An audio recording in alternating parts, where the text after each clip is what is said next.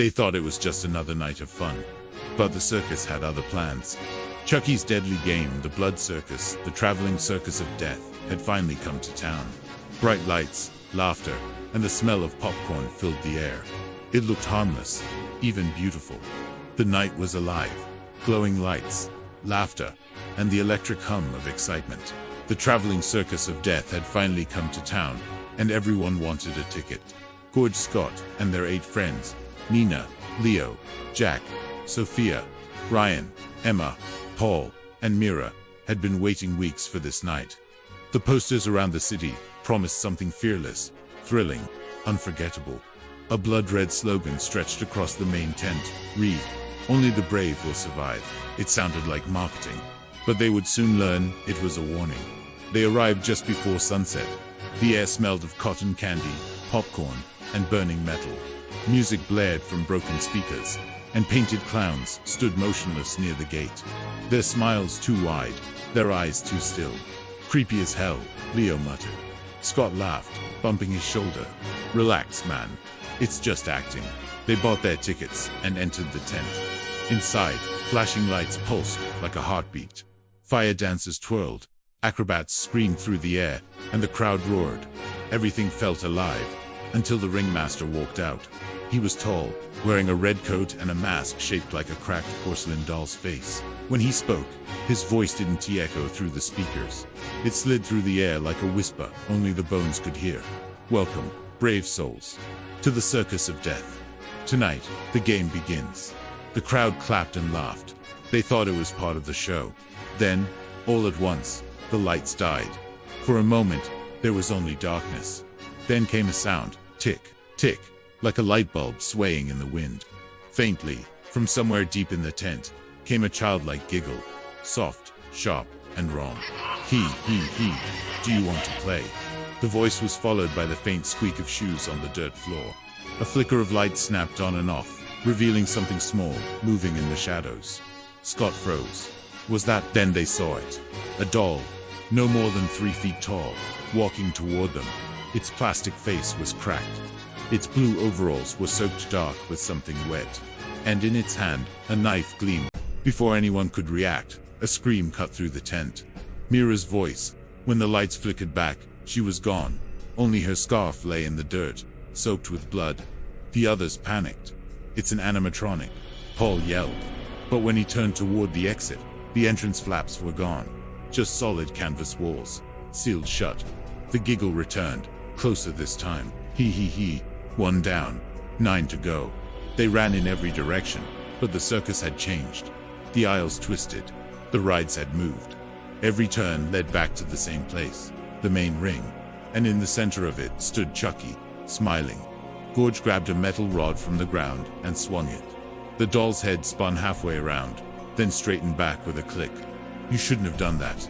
The lights flickered again. When they came back, Jack was missing too. The remaining friends screamed. Nina sobbed. "Please, stop. This isn't funny anymore."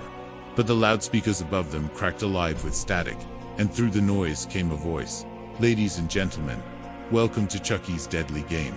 Then the rides started moving on their own. The carousel spun faster and faster until the wooden horses began to splinter. Blood dripped from their painted mouths.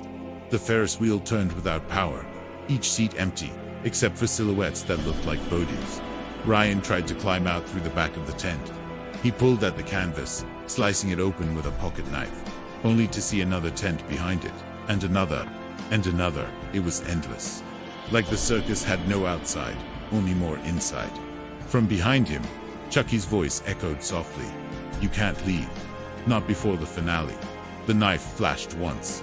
Ryan didn't even have time to scream. Now, only 5 of them were left. George, Scott, Nina, Sophia, and Emma. They huddled together, breathing hard, the sound of distant laughter circling them like wind. Emma whispered, "We're dreaming. It's not real." But then they saw something move in the distance. 10 shapes, hanging from ropes above the stage. Bodies, their friends. The ringmaster appeared again, clapping slowly. His mask glowed white in the dark. "You paid for a show," he said softly. "You'll get one." He turned toward Chucky. "Begin the last act." The doll walked toward them, dragging its knife through the dirt. Scott grabbed Gorge's arm. "We fight."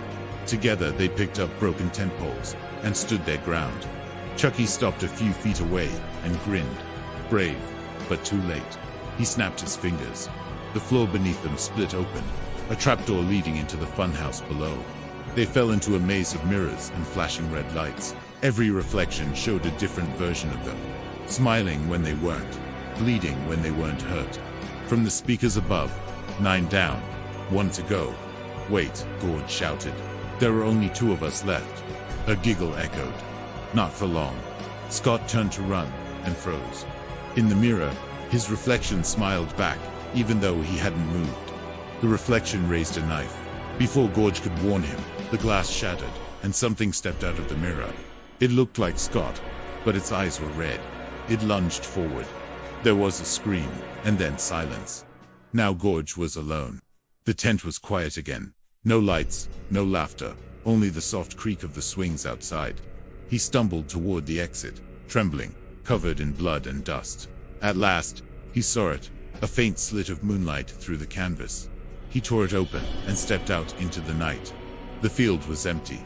The circus was gone. Just an open meadow under a pale sky. He collapsed to his knees, sobbing. Then, behind him, he heard a familiar voice. "The circus is closed. Next show starts tomorrow night." He turned slowly. There stood Chucky, knife gleaming, eyes burning. "See you at the next show, Gorge." The blade came down. The screen went black. Final title card for video ending. Game over. Next show, in your city.